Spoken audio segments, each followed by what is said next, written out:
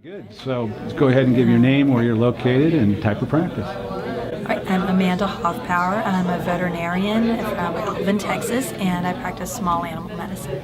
Great. So you've been with Silkin for how long? Since 2008, so that would be 7 years now. Okay, great. So a little bit about what your practice was like before, and then what your practice is like now, since then. Absolutely.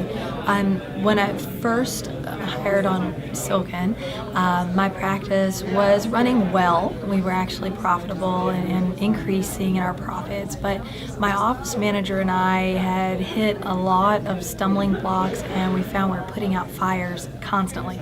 We spent all of our time and energy putting out fires, and we couldn't find the good staff we needed to be able to follow through with the vision that we had for the practice. And so because of that, patient care was suffering, and we wanted to move forward into that next level, and we just didn't know how. So about 2 weeks before Silkin called us, we had actually had a meeting and decided that we needed to hire a firm consultant, someone to help us out with management. And like I said, 2 weeks later, Silkin called, and it was just God sent. It was perfect. So when you called, we decided to try it out. Came up here for some training and absolutely loved it. The philosophies of Silkin of improving yourself, improving your practice, improving your community, it just follows right in line with what we do. And today I can leave my practice and haven't had a call all weekend about any problems. My office manager handles everything.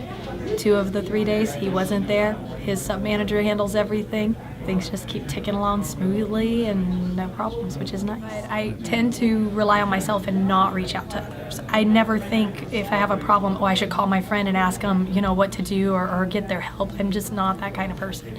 Having a consultant makes me reach out, which is good because it makes me have those discussions that help me to grow in my approach to problems. And it also helps to know your rights sometimes. And when we talk about something that's maybe not the best decision, he says, well, have you thought about this? And it brings that new approach in, which is always good. Is there anything that you look at and you go, wow, this was really helpful? Oh, geez, everything? How can you put one thing?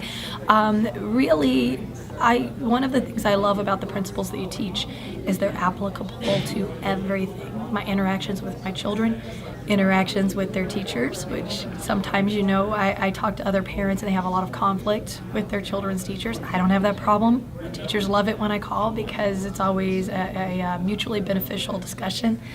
I have applied it to my leadership in other clubs. I also apply it to my interactions with my staff.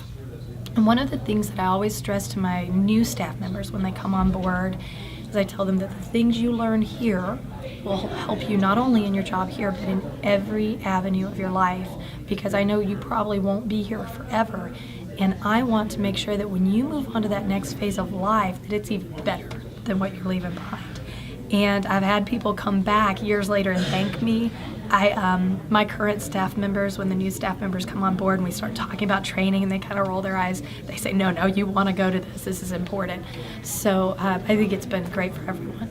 Wow. How many staff did you have when you first started? About the same, actually. We just use them better now.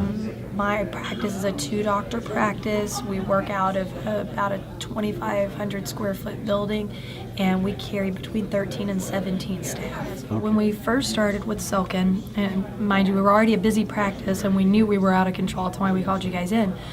We could see at most about 50 clients in a day with 2 doctors there.